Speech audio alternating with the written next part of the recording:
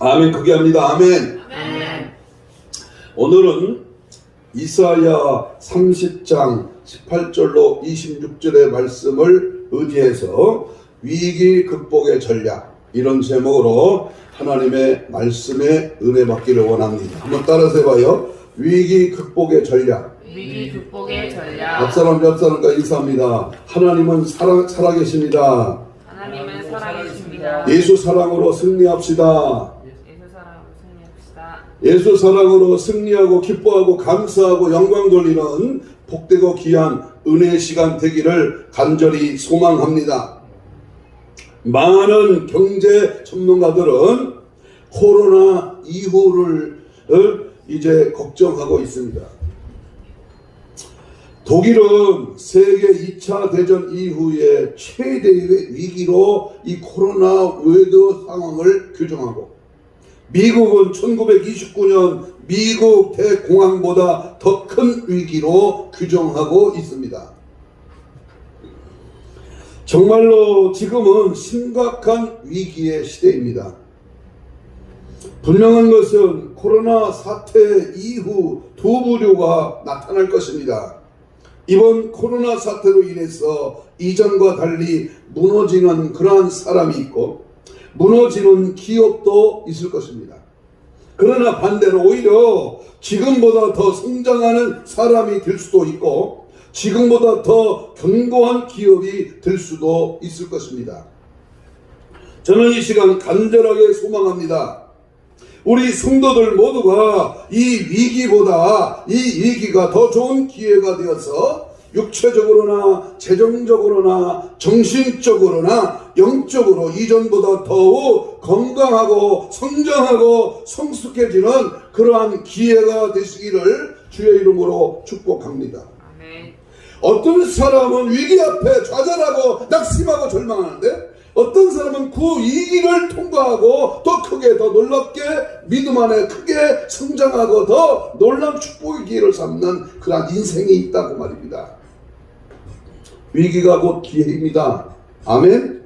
약할 때 강함 주시며, 안 될 때 힘들고 어려울 때 주님이 필요한 때인 줄로 믿습니다. 여러분은 이 위기 극복의 결정적인 기준과 전략이 무엇이라고 생각합니까? 나에게 문제가 왔어, 어려움이 왔어, 고통이 왔어, 참 지금의 삶이 굉장히 괴로워. 그러면 이러한 상황을 어떤 기준과 어떤 전략으로 이 위기를 생각하느냐 그 말입니다. 성경에서는 어떤 전략을 제시하고 있습니까? 해답은 예수께 있어. 해답은 말씀에 있습니다. 우리가 이 위기를 해결할 수 있는 방법은, 오늘 우리 믿음의 선배들은 그 위기를 어떻게 극복했을까요? 낙심하고 절망하고 포기합니까? 안 된다, 어렵다, 힘들다 하고 소외되고 억눌리고 좌절하고 방황합니까? 우리는 이럴수록 이 본문의 위기 가운데 있는 성도들에게 주시는 하나님의 음성, 하나님의 그 메시지를 우리는 잘 들어야 될 줄로 믿습니다. 아멘.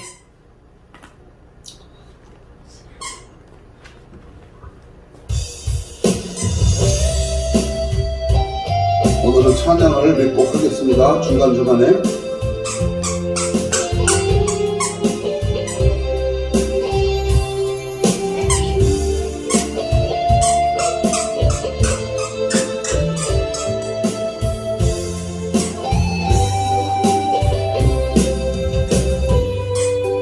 왜 나만 겪는 고난이냐고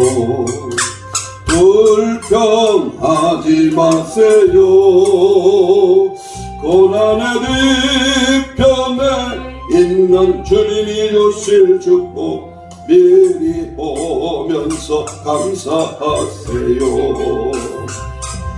너무 견디기 힘든 지금 이 순간에도 주님이 일하고 계시잖아요. 남들은 지쳐 앉아있을지라도 당신 말은 일어서세요. 일어나세요, 일어나세요. 저님이 손잡고 계시잖아요. 주님이 나와 함께함을 맺는다면 어떤 역경도 이길 수 있잖아요. 아멘. BC 7세기 당시에 이스라엘은 하루하루 불안한 삶을 살았습니다. 그 이유는 강대국 바벨론이 계속 세력을 확장하고 있었기 때문에 남유다도 위태로워졌기 때문입니다. 이런 가운데 서서 남유다의 지도자들은 대처 방법을 놓고 갈등이 벌어졌습니다.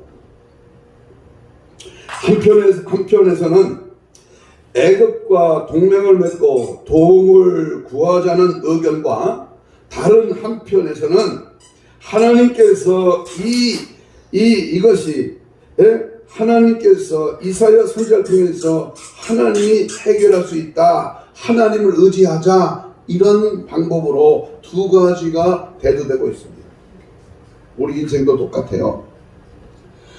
내 경험, 내 수단, 내 방법, 내 계산으로 이 어려운 위기를 해결하느냐, 아니면 전폭을 하나님께 맡기고 하나님께 무릎 꿇고 하나님의 도움을 구하느냐, 둘 중에 하나입니다. 본문 18절을 우리 다 같이 읽겠습니다. 18절을 읽겠습니다. 18절을 읽겠습니다. 시작. 그러나 여호와께서 기다리시나니 이는 너희에게 뭘 베푸시다? 은혜를 베풀려 하심이요 일어나시니 이는 너희를 공률히 여기려 하심이라. 대저 여호와는 정의의 하나님이시라. 그를 기다리는 자마다 뭐가 있다? 복이 있다. 그러나 여호와께서 기다린다. 여호와를 기다리는 자마다 복이 있다. 이 두 단어를 우리는 기억해야 합니다. 중요한 요지는 이스라엘이 애굽과 동맹을 맺지 말고 좀 더 기다리라는 겁니다. 기다려라. 나라가 위기에 처해 있는데 어떻게 가만히 기다리고 있을 수가 있겠습니까? 지금 내 처지가 엉망진창인데 왜 가만히 있느냐, 멍청이같이. 빨리 대책을 세워야 하는 것이 아닙니까? 빨리 애국과 동맹을 맺을 뿐만 아니라 다른 나라들과 동맹을 맺게 되는 것이, 그것이 중요하지 않느냐? 왜 하나님을 기다리라고 하시는 것입니까? 기다리라고 하는 뜻이 무엇입니까? 마냥 기다린다고 무슨 뾰족한 수가 있습니까? 모든 것은 만사가 다 때가 있습니다. 타이밍이 중요합니다. 아무리 좋은 생각이라고 하더라도 때를 놓치면 아무런 유익이 없습니다. 애굽이 원할 때 동맹을 맺어야 합니다. 남유다가 아직도 힘이 있을 때에 동맹을 맺어야 합니다. 신속하게 문제를 해결해야 합니다. 그러면 왜 하나님은 기다리라고 하십니까? 응? 이스라엘을 향한 하나님의 놀라운 비전이 있기 때문입니다. 그 비전이 뭡니까? 따라서 합시다. 하나님의 계획과 하나님의 비전이 있다. 여러분, 하나님을 하게 하시고 하나님이 도와주시고 하나님이 일하셔야 인간은 풀리는 겁니다. 내가 앞서고 내 수단이, 내 경험이, 내 똑똑이 앞서면 그것은 실패합니다. 어저께 우리는 방바닥을 타일을 깔면서 알았잖아요. 느꼈잖아요.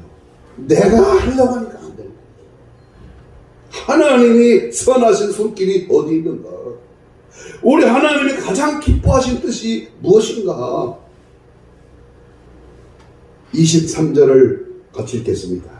23절 해답입니다. 23절, 30장 23절 시작. 네가 땅에 뿌린 종자에 주께서 뭐를 주사? 비를 주사 땅이 먹을 것을 내며 곡식이 풍성하고 기름지게 하실 것이며 그날에 내 가축이 광활한 목장에서 먹을 것이며. 다시 말하면 너희 농부들이 땅에 씨를 뿌리면 누가 비를 줘요? 하나님이 비를 주고 곡식이 풍성하고 기름지게 될 것이다. 너희 목자들이 가축을 키우며 내가 뭘 보낸다? 푸른 잔디, 푸른 초장을 주고 광활한 목장에서 살찌게 할 것이다.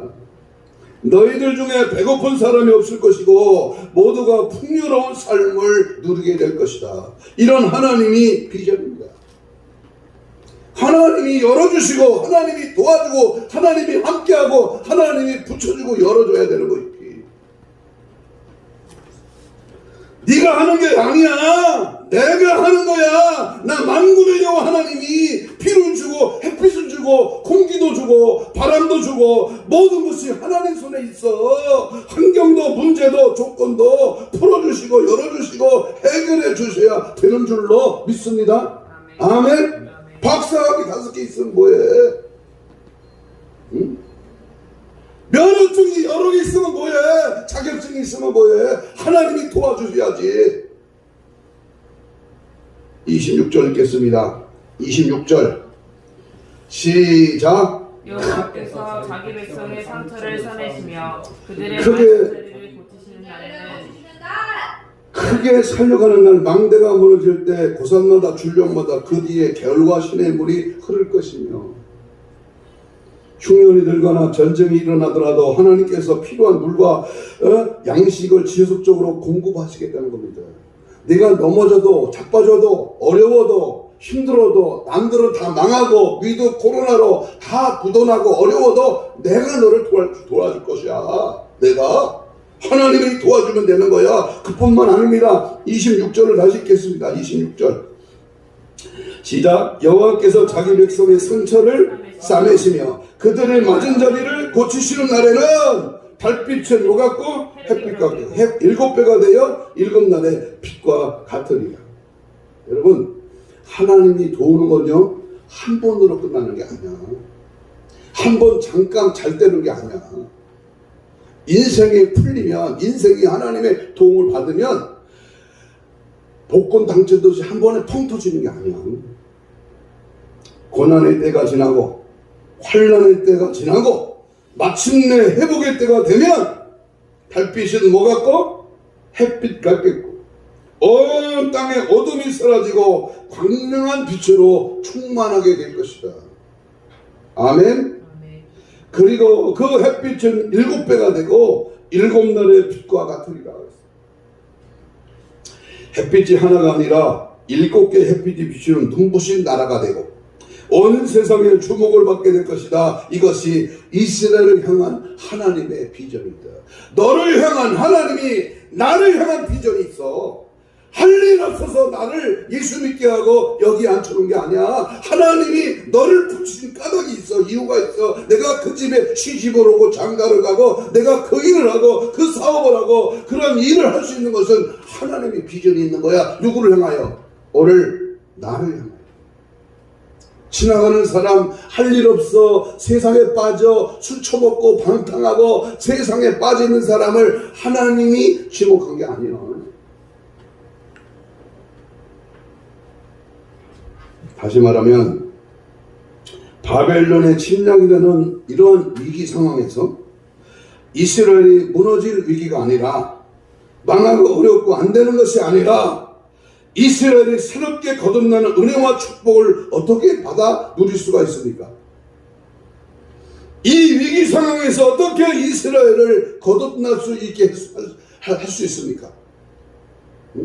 하나님께서 제시하는 위기 극복의 전략은 무엇입니까? 지금 보세요. 대한민국에 일어나는 이 세계에서 일어나는 이 코로나 이 질병에 의해서 지금 미국도 유럽도 더 확진이 많아. 오늘 대한민국도요 3,000명이 넘어 4,000명에 이르는 이 바이러스 질병이 점점 더 확산되고 있습니다. 이 바이러스 질병을 잠재울 사람이 누구냐 말이에요. 마스크 쓴다고 돼요? 마스크 쓴다고? 응? 거리두기 한다고 되냐고. 그러면 이 위기 극복의 전략은 뭐냐? 오늘 말씀의 제목입니다. 따라서 해봐요. 위기 극복의 전략. 위기 극복의 축복의 전략. 이 위기를, 이 어려움을, 이 어려운 상황을, 이 문제를, 이 역경을, 이 환난을, 이 고통을 어떻게 이길 수 있느냐? 첫째로 내 스승을 찾으라. 누구를 찾으라? 내 스승을 찾으라. 20절 읽습니다. 20절 30장 20절입니다. 시작. 주께서 너희에게 뭘? 환난의 떡과 고성의 물을 주시나 누구를 숨기지 아니했다? 내 스승은 숨기지 아니했다. 내 눈이 뭘 볼 것이다? 내 스승을 볼 것이다. 한마디로 위기가 찾아오면 제일 먼저 할 일은 내 스승을 찾아가. 내 스승. 왜 스승을 찾아가라고 하십니까? 왜? 하나님께서 그 사람의 스승을 통해서 이 위기의 원인, 전략, 유의, 비전을 전해주시고자 하는 그런 말씀이 여기 담겨져 있습니다. 당시에 이스라엘의 스승은 누구였습니까? 당시 이스라엘의 스승은 누구요? 오늘 성경의 저자인 이사야 선지자입니다. 그런데 안타깝게도 이스라엘의 지도자들은 이사야를 스승으로 모셨다 모시지 않았다? 안 모셨어요. 여기서 문제가 시작돼요. 청와대에 목탁을 두들기니까 안 되는 거예요. 예수를 모셔야지. 청와대에 예수를 모셔야 이 나라가 바로 서는데 목탁을 두들겼어. 목탁을. 무당을 불러다가 구술했다니까. 이러니까 나라가 지금 문제가 생기기 시작하는 거예요. 여러분, 이스라엘은 결국 하나님께서 예비하신 은혜와 축복을 상실하고 강대국 바벨론의 침략에 무릎을 꿇었고 왕은 두 눈이 뽑히고 백성들은 포로가 되었습니다. 김정은이에게 포로가 된다 그 말이에요. 지금 이제 멍청하게 당하면 큰일 나는 겁니다. 응? 그런데 다윗은 이 위기를 어떻게 극복했습니까? 다윗의 일을 한번 들어봅니다. 하나님의 사람은 방법이 달라요. 여러분, 영적인 사람은 문제 해결의 키를 알고 있어요. 낙심하고 절망하고 포기하는 것이 아니라 어떻게 해요? 다윗은 사울 왕에게 쫓길 때에 사울을 죽일 수 있는 결정적인 기회가 몇 번 있었다? 2번이나 있었어요. 그를 죽이는 순간 그는 그 지긋지긋한 도피 생활을 더 이상 하지 않아도 됩니다.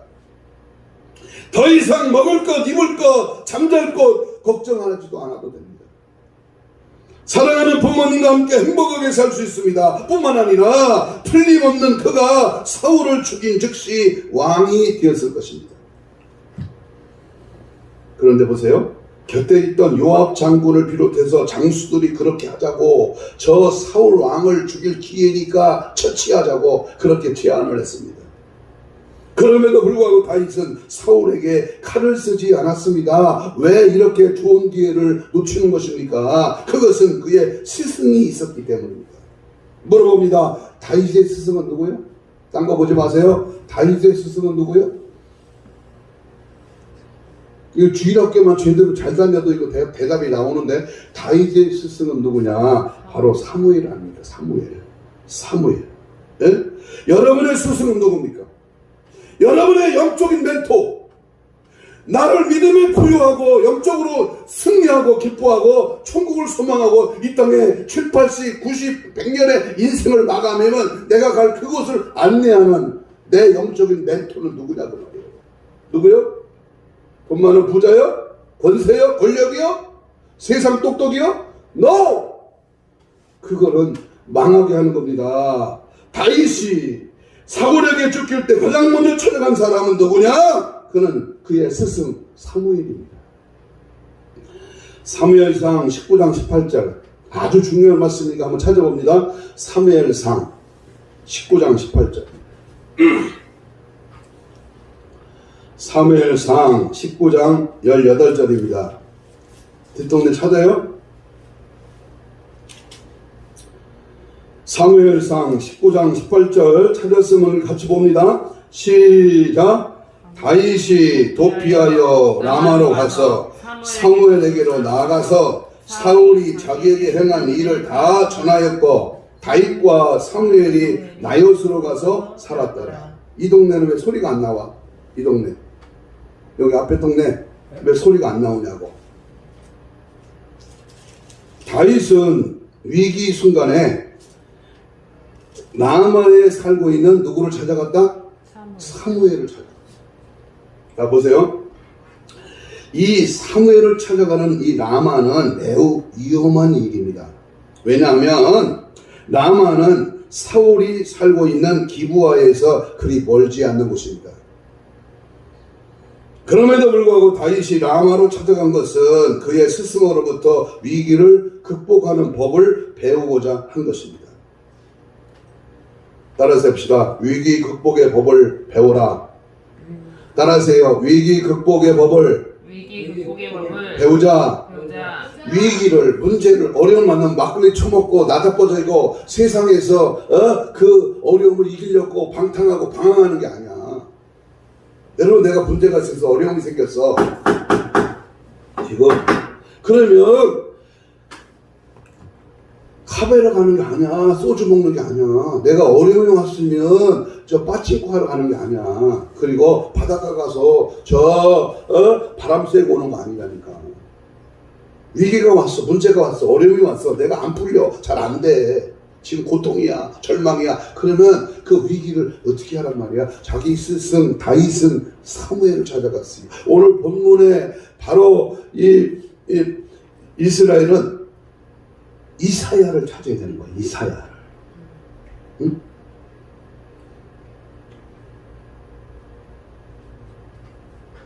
성경에서 다윗이 사무엘과 상당한 기간 동안 함께 살았다고 하는 기록은 있지만 구체적으로 다윗의 행동 지침에 대해서는 자세하게 언급하고 있지는 않습니다.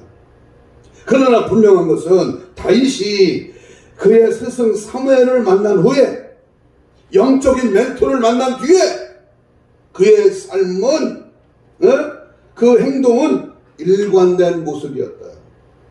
여기 있는 목사가 30대 여러분의 나이에 영적인 멘토를 잘 만났다면 지금의 나보다 훨씬 더 엄청난 하나님의 사람으로 되어 있을 것입니다. 멘토를 잘 만나야 돼. 부모 빼고 멘토. 영적인 스승. 응? 그의 스승 사무엘을 만난 후에 다윗의 행동은 엄청나게 달라졌습니다. 그것은 어떤 경우에도 사울 왕에게 칼을 쓰지 않았다고 하는 것입니다. 그의 확고하고도 분명한 행동은 어디에 기인하는 것이냐?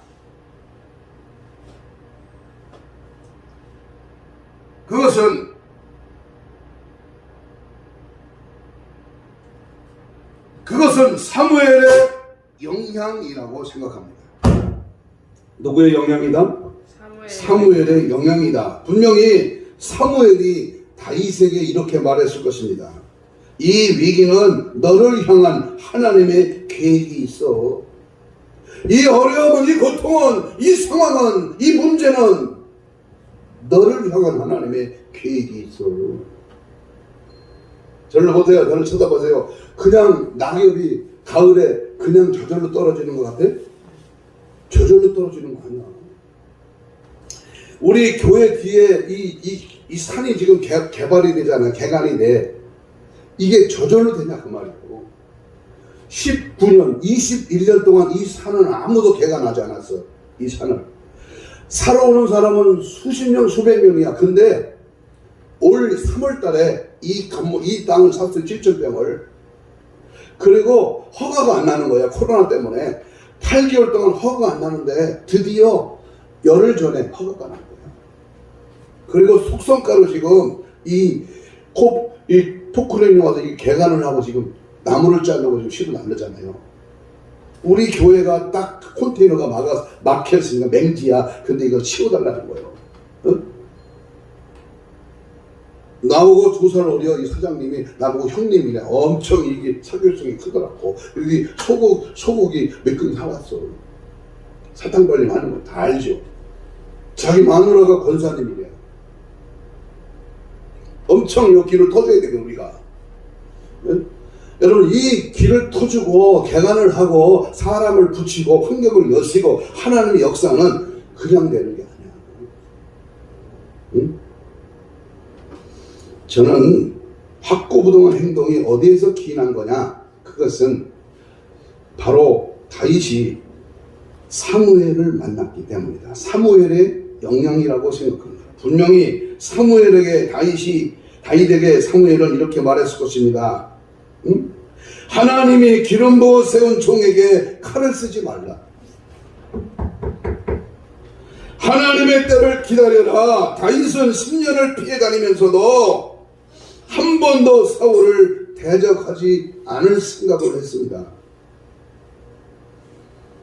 그리고 다윗은 하나님을 바라보며 기도했고 하나님께서 이루실 그 나라를 꿈꿨습니다. 그리고 그는 하나님의 때에 통일 왕국의 왕이 되었고 이스라엘 역사상 해같이 빛나는 7개의 햇빛같이 눈부시게 빛나는 위대한 왕이 되었습니다. 할렐루야. 할렐루야. 여러분 위기를 만나면 누구를 찾습니까? 우리 현일인 딸 집사님 위기를 만나면 누구를 찾아요? 김영찬 집사님은 위기 만나면 누구를 찾아? 누구를 찾아야 돼?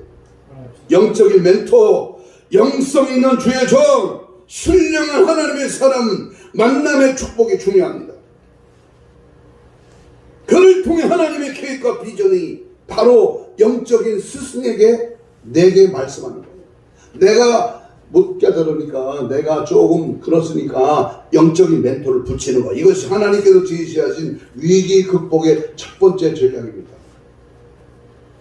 우리는 이 위기를 절대로 놓치지 말고 항상 믿음으로 승리하시기를 축복합니다. 아멘.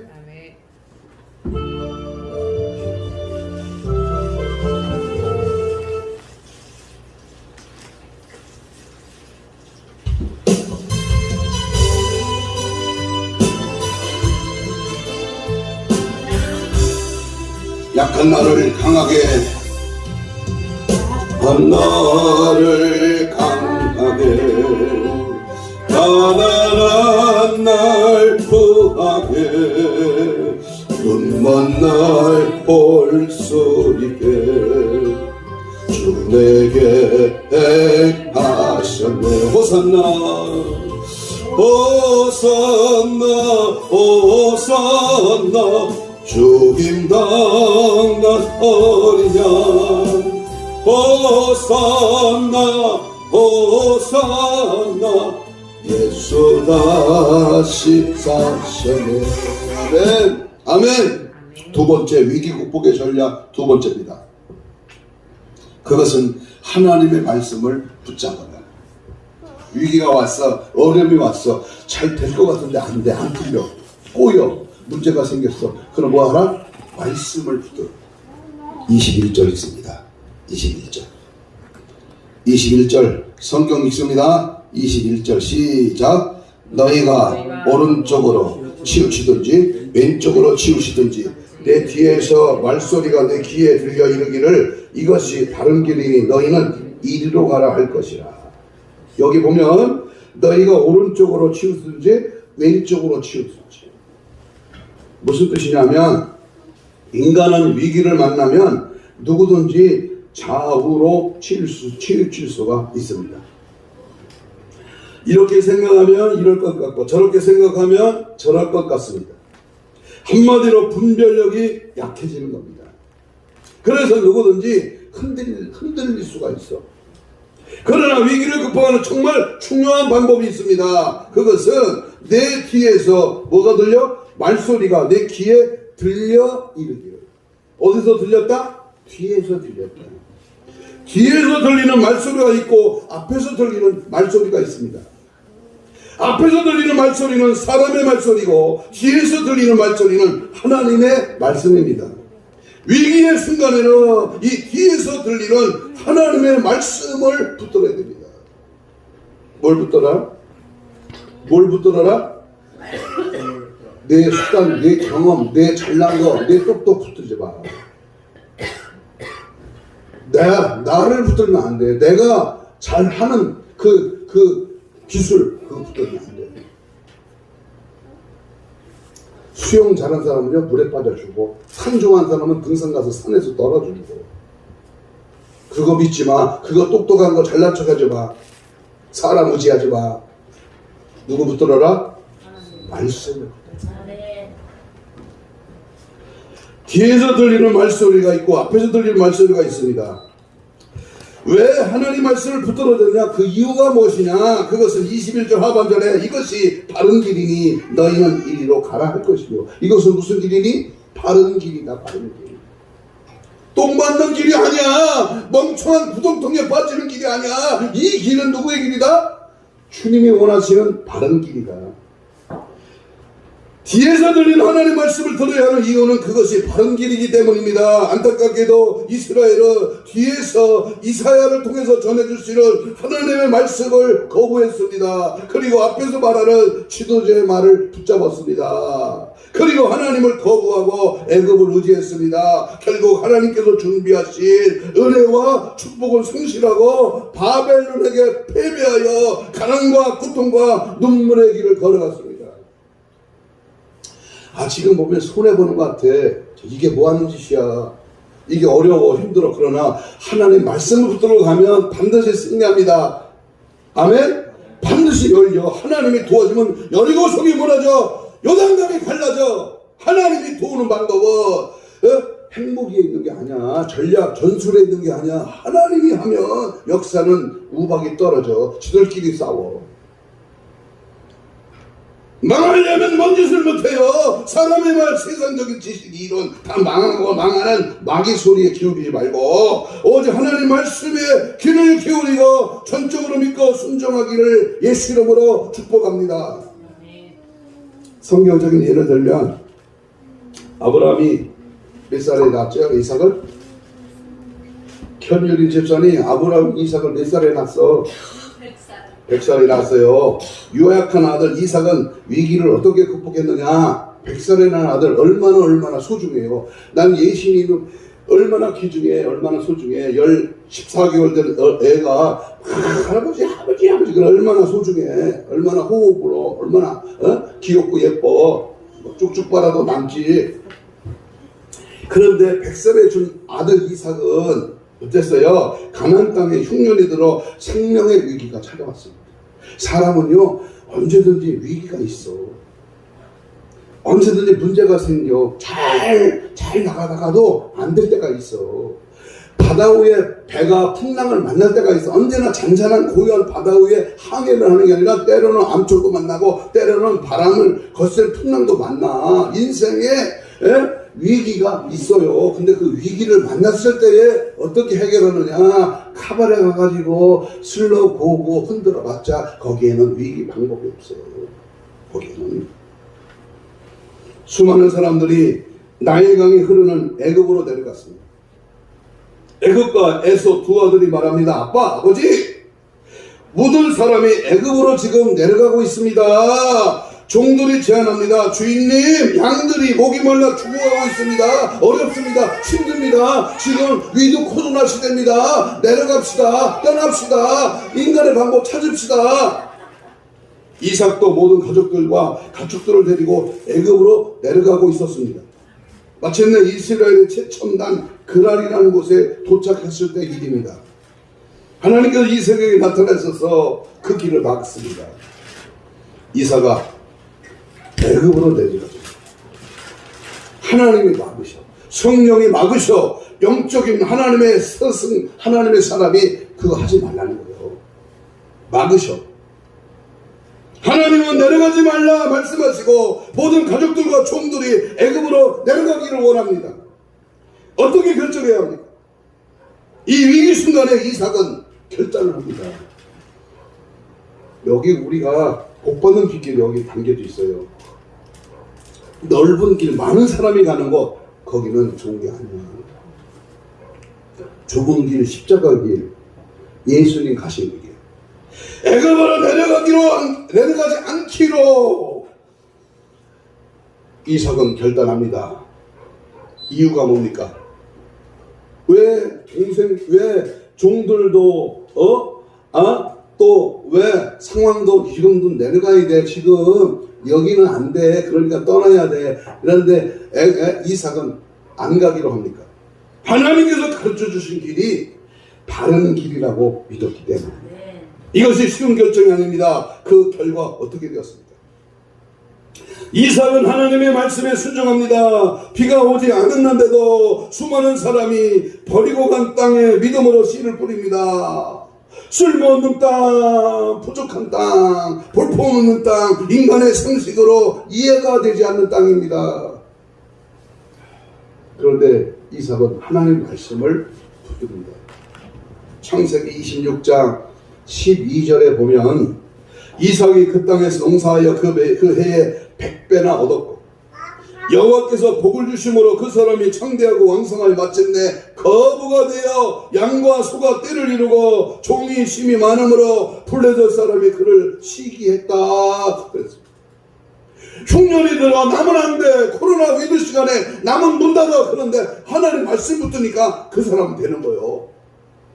이게 성경입니다. 너는 안 돼. 네 상식은, 네 계산은, 내 수단은, 내 방법은 안 돼. 그렇게 해봤자 될 일이 아니야. 그런데 하나님은 된다는 거예요. 남아있는 블레셋 사람들이 시기할 정도로 하나님의 축복을 받습니다. 이삭은 그 위기를 통하여 하나님의 실존을 체험했고 하나님의 말씀의 위대함을 발견했습니다. 그 후에도 이삭은 수많은 위기를 만났지만 하나님의 말씀을 붙들고 그 위기들을 극복해 나갔습니다. 그리고는 더 이상 유약한 사람이 아니라 세상을 두려워하지 않는 하나님의 강한 용사로 거듭났습니다.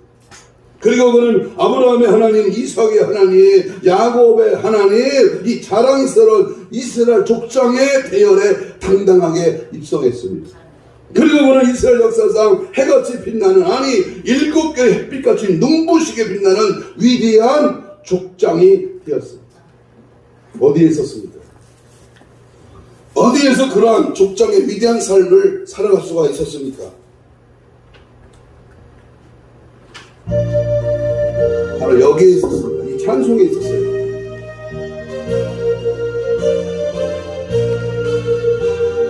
주님 약속하신 말씀에서 영원토록 주를 찬송하리라. 소리 높여 주께 영광 돌리며 약속 믿고 함께 서리라. 함께 서리 영원하신 말씀에 함께 서리. 함께 서리 그 말씀에 함께 서리라네. 아멘. 말씀의 반석의 위에, 기초 위에 굳게 설 때에 비가 와도 바람이 불어도 지진이 일어나도 능히 버틸 수 있는 줄로 믿습니다. 아멘. 여러분, 위기 순간에 여러분은 누구의 말을 듣습니까? 앞에서 말한 사람의 말입니까? 뒤에서 들리는 하나님의 말씀입니다. 힘들고 어려울 때, 세상 말로 왕짜증 날 때, 괴로울 때 여러분은 누구의 말을 듣습니까? 하나님을 믿는다는 것은 하나님 말씀을 최우선순위에 두라는 겁니다. 여러분은 하나님의 말씀이 진리라고 믿습니까? 하나님의 말씀이 여러분의 모든 결정의 우선순위가 되고 있습니까? 말씀 앞에 아멘이 되나 뭐냐, 말씀이 나를 손해보고 말씀이 나를 어렵게 만들어도 말씀이라면 나는 그 길로 가겠습니다. 이러한 믿음이 위기를 해결하는 거예요. 참, 사도행전 27장에 보면 바울이 탄 배가 유라굴라 광풍을 만납니다.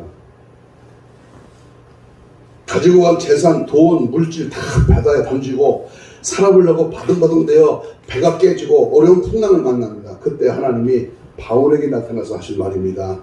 두려워하지 말라. 안심하라. 내가 네게 말씀하신 그대로 되리라. 하나님을 믿어라. 배가 깨지고 다 죽음의 위기야. 지금 살 길이 전혀 없어요. 하나님을 믿어라. 나는 하나님의 말씀만을 믿노라. 이 말은 하나님의 지혜를, 하나님의 약속을, 하나님의 구원을 확실히 최우선순위로 두고 위기 속에 승리하시기를 축복합니다. 말씀을 앞세워라. 말씀을 붙들어. 돌라면 돌어, 밟으려면 발로. 열리고 깨지고 무너지는 거야. 하나님이 하시는 거야. 나는 못해. 그러면 하나님 도와주시면 능히 가나안을, 축복의 땅을, 약속의 땅을 얻게 되는 거예요. 믿습니까? 아멘. 사업의 길이 열리는 방법이 여기 있는 거예요. 여러분, 살 길이 여기 있어요.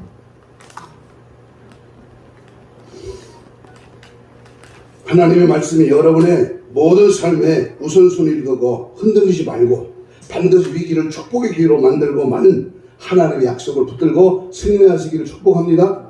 아멘. 세 번째, 마지막 위기 극복의 전략 세 번째는요, 내 우상을 추방하라. 따라서 해봐요. 내 우상을 추방. 대목에서 지난주 22편 막으셨죠. 야! 이 우상아! 살아계신 예수로 명하노니 너는 우리 집에서 나가! 이렇게 명령해야 돼. 현대판 우상은 뭐요? 현일이. 현대판 우상이 뭐요? 탐심이에요. 탐심. 골로새서 3장 5절. 그러면 그 탐심은 어디서 와요? 핸드폰에서 와요. 핸드폰 한번 이렇게 들어봐봐. 이 핸드폰이 우상이야. 응? 무슨 뜻이냐면 지금까지 숭배했던 우상을 부정적인 것으로 여기고 쓰레기통에 내던지라는 거예요. 얼씬도 못 알아들어. 내 생각에서 사라져라. 내 속에서 꺼져라. 여러분의 우상의 실체를 아십니까? 인간의 분별력을 흐리게 하고 하나님의 말씀을 듣지 못하도록 하고 하나님의 말씀을 붙잡지 못하도록 하는 이 가장 큰 장애물은 바로 우상입니다. 우상. 지금도 지금 이 말을 하는데도 이게 있어. 지금도 방해하잖아. 이 우상. 우상이야말로 하나님과의 관계를 단절시키는 주범입니다. 주범. 이스라엘은 위기를 만나자 번색이 됩니다. 여러분, 사람의 번색이 드러나면요, 짐승보다 더 악해져요. 이 번색이. 사람이 평소에는 착한 것 같지? 살살거리고 멋있지? 껍데기가 아주 굉장하지? 자, 잘 들어봐요. 마귀한테 넘어지지 말고. 겉으로 보면 그럴듯해. 아주 굉장해. 잘생기고 멋지고 괜찮아. 빛 좀 개살고요. 우상 숭배하는 본색이 드러나. 본색이. 지금 속에 있는 악성이 드러나게 됩니다. 그게 아담의 범죄 후에 나타난 바로 선악과를 먹음으로 시작됩니다. 하나님 말씀을 붙잡지 못하도록 하나님과 관계를 단절시키고, 바로 이스라엘의 본색 주범은 애굽이었습니다. 애굽이 그들을 지켜주실 것이라고 믿었어요. 이스라엘은 하나님보다 애굽을 의지합니다. 여러분, 애굽이 뭐요? 세상입니다. 세상 철학, 세상 지식, 세상의 권세, 권력, 세상의 취미, 세상 것이 그 사람을 우상으로 둔갑해서 넘어지게 하는 거예요. 결국 이스라엘은 애굽을 의지하다가 힘없이 무너져 바벨론의 포로로 무릎을 꿇었어요. 그러나 여러분, 사도 바울을 아십니까? 사도 바울은 복음을 전하다가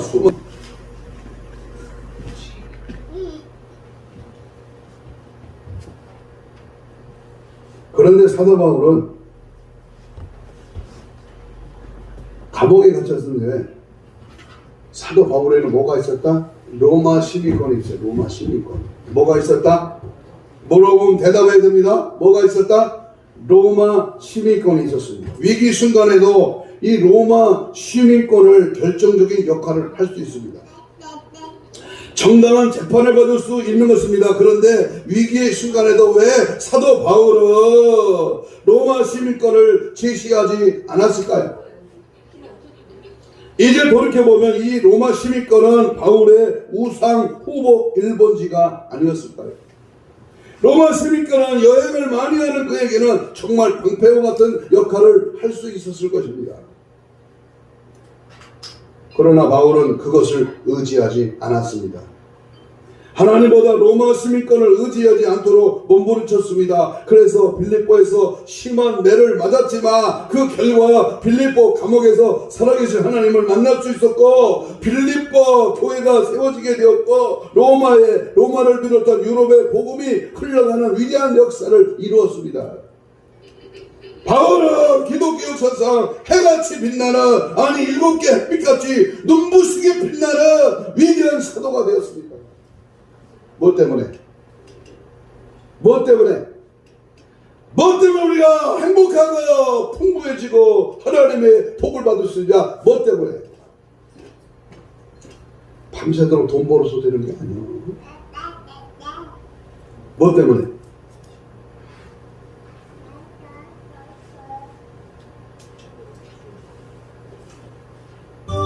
요거 때문에 되는 거야. 요거 때문에.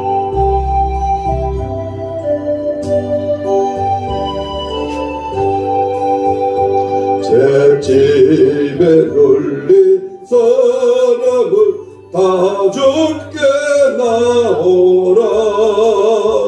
저 말씀 의지할 때에 곧 평안 얻으리. 의지하세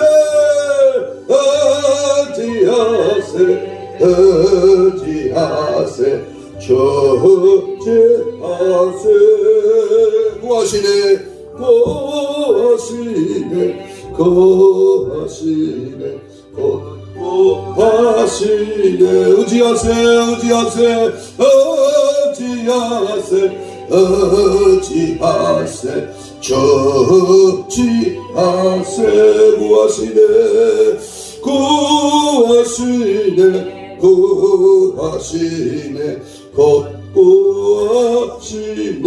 아멘. 여러분, 결론 맺습니다. 여러분이 위기를 만났을 때 가장 의지하는 것이 무엇입니까? 김명찬 지사님 위기 만나면 가장 의지하는 게 뭐예요? 여러분의 부모입니까? 형제입니까? 자식입니까? 여러분의 경험입니까? 여러분의 가족입니까? 여러분의 재산입니까? 여러분의 자기 똑똑입니까? 하나님보다 앞선다면 그건 전부 우상이에요. 이런 것들은 한순간에 무너질 수 있습니다. 하나님을 의지하십시오. 하나님의 말씀을 붙잡으십시오. 그때 여러분의 생애에 한 번도 경험하지 못한 위대한 역사가 펼쳐질 것입니다. 믿습니까? 지금까지 내 방법, 내 수단, 내 경험으로 살아왔다면 이제부터는 2021년 11월 마지막 주 오늘 내가 의지할 것은 내 방법으로 살아왔다면 이것이 하나님의 은혜의 축복이요. 내가 이제부터는 말씀대로 주님 뜻대로 주님을 우선순위에 놓겠습니다. 예를 하나 드립니다. 많은 분들이 질문을 받습니다. 하나님의 뜻을 알고 싶은데 너무 어렵습니다. 여러분, 하나님의 뜻을 어떻게 알 수 있을까? 하나님은 안 보여. 하나님은 안 보여. 그런데 그 하나님의 뜻을 인간이 어떻게 알 수 있을까? 분명히 해답은 말씀을 통해서 주십니다. 성경에 수많은 분들을 상담하면서 저 나름대로 내린 정리를 해보면 성경 말씀을 아무리 열심히 읽고 묵상을 해봐도 경우에 따라 하나님의 뜻을 알 수 없는 때도 있는데, 이럴 때에는 어떻게 하나님의 뜻을 알 수 있는가? 첫째는 이게 하나님의 영광이 되는가? 잘 보세요. 하나님의 뜻. 이게 하나님의 영광인가, 이것이? 고린도전서 10장 31절이죠. 사나 죽으나 먹으나 마시나 하나님의 영광을 위해 살라. 이게 하나님의 뜻인가? 이게 하나님의 영광인가? 이게 영광이 안 되면 아무리 억만금을 가져도 하나님의 영광이 아니면 그건 다 죄요, 죄. 그것 때문에 너는 죽고 지옥 가는 거예요. 하나님의 영광이 아니면. 두 번째는 이것이 사람들에게 복이 되는가? 내가 하는 이 지식, 이 행동이 사람들에게 은혜가 되고 기쁨이 되고 축복이 되는 거. 속색이고 어렵게 하고 꼬이게 만들고 안 되게 하는 게 아니고 하나님의 사람에게 유익이 되는 거, 복이 되는 거. 세 번째는 마음에 감동이 있는 거. 감동, 영적 감동입니다. 오늘 내가 밥을 사야지. 오늘 내가 목사님 투싼 자동차를 빼드려야지. 감동. 천안의 어느 교회는 새벽기도 나오는데 자기 교인도 아니야. 자기 교회 교인도 아니야. 이국 교회에서 새벽기도 나왔는데 아니 갑자기 새벽기도 하다가 목사님 자동차를 빼드리고 싶다고. 감동이 왔어. 즉시 새벽기도 마치고 현대자동차 가가지고 투싼을 카드를 샀다니까. 감동. 영적인 감동. 네 번째는 기도 중에 평안한 것. 이 네 가지입니다. 이 네 가지 질문에서 예라고 하는 대답이 나올 때 그것은 하나님의 뜻일 확률이 99%입니다. 기도의 응답을 받으려면 먼저 하나님의 약속된 말씀을 통한 기도가 되어야 합니다. 그리고 그 약속의 말씀으로 하나님의 뜻인가를 확인함으로써 하나님의 신뢰하고 믿음으로 기도해야 됩니다. 복되고 복된 하나님의 사람들이 기도 중에 영적인 스승을, 영적인 주의 종을 찾고 하나님의 말씀을 붙잡고 온갖 우상을 단호히 제거하고 응답의 복된 역사가 나타나기를 주의 이름으로 축복합니다. 아멘. 눈을 감으시고 이 시간 40분 50분 동안 말씀이 다 알아들으면 얼마나 좋겠어. 그러나 이 50분 동안의 말씀에 내가 하나라도 알아들은 게 있다면 그 말씀을 붙잡고 이 시간 기도합니다. 통성으로 2분 동안만 우리 합심해서 오늘의 위기 앞에 극복의 열쇠를 사모하는 영혼에게 들려주옵소서. 3일 같은 스승을 만남을 허락해 주옵소서. 하나님의 말씀을 붙들고 영의 귀가 열리게 하옵소서. 우상을 강력하게 추방시켜 기도의 무릎을 꿇게 하옵소서. 우리들의 생애에 위대한 역사를 경험하고 위기를 간증할 수 있도록 역사하여 주옵소서. 주여 삼창하며 2분 동안 기도합니다. 주여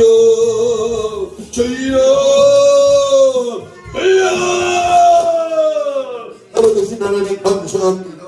주여 오늘도 이 아버지 하나님 말씀을 들었습니다.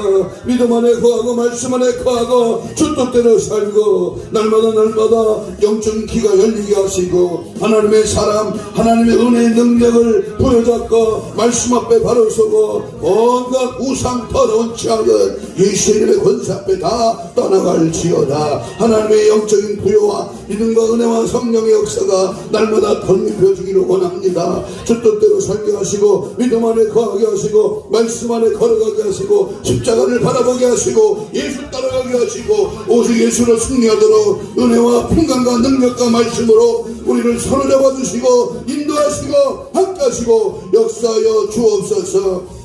내 생각과 내 이론과 내 지식과 내 경험은 아무것도 아닙니다. 말씀을 붙들기를 원합니다. 주만 따라가기를 원합니다. 주 뜻대로 살기를 원합니다. 믿음 안에 말씀 안에 거하기를 원합니다. 하나님의 놀라운 역사와 능력과 은혜가 충만하기를 원합니다. 예수 그리스도의 능력과 은혜로 살게 하여 주옵시고 하나님의 위대한 말씀 앞에 내 자신을 쳐서 복종시키게 하시고 더러운 우상 모든 죄악들을 낱낱이 제거하여 순결한 영 청년의 순결의 영으로 우리를 사로잡아 은혜 가운데 거하게 하옵소서. 감사하며 예수님 이름으로 기도합니다. 아멘. 가슴에 오른손을 대십시오. 아픈 사람은 아픈 부에 손을 얹습니다. 이 시간 짧게 기도합니다. 하나님 믿음의 손을 얹었습니다. 이 시간 말씀을 듣고 우리의 문제를 해결받고 영적인 모든 부요가 넘쳐나기를 원합니다. 이 시간 함께하여 주옵시고 피 묻은 손으로 안수하여 주옵시고 모든 질고 염려 악한가 다 떠나갈지어다. 아버지 지치게 맞음으로 나음을 입은 주여 이 시간 모든 질병의 세라가 예수로 명하노니 다 깨끗한 받을지어다. 힘줄과 근육과 세포와 조직과 마디와 연골과 피부는 창조의 기적을 바라여 정상으로 회복될지어다. 오늘도 주의 말씀 붙들고 믿음으로 기도할 때 원수 마귀는 떠나갈지어다. 떠나가 떠나가. 지금 즉시 예수의 피 권세 앞에 모든 어둠의 세력아 물러가라. 떠나가라. 제거되라. 모든 질병의 세력아 무너져라. 떠나가라. 떠나가라. 떠나가라. 떠나가라. 떠나가라. 떠나가라. 오직 예수로 충만하게 하시고 깨끗한 상한 심령으로 하나님의 사람으로 부족함이 없도록 채우시고 열으시고 도우시고 함께하여 주옵소서. 역사하시고 은혜 주심을 믿고 감사하오며 예수님 이름으로 기도하옵나이다. 아멘. 586장입니다.